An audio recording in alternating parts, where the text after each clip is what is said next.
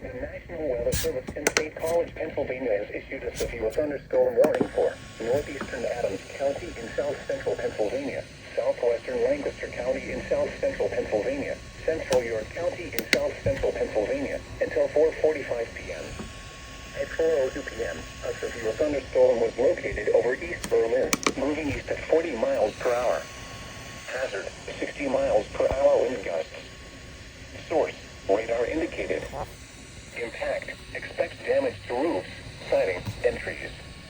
Locations impacted include Lancaster, Eastern Adams County in south-central Pennsylvania, southwestern Lancaster County in south-central Pennsylvania, central York County in south-central Pennsylvania.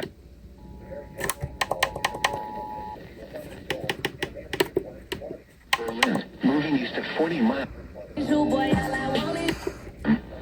At 4:02 p.m. Located over East Berlin. Expect damage to Rye, East Petersburg. Build structure and keep away from windows. Service in State College, Pennsylvania has issued and more. 3 for mile markers 7 to 27. Stay inside a well-built structure and keep away from windows. Until 4:45 p.m. for the following counties: Adams, Lancaster, and York.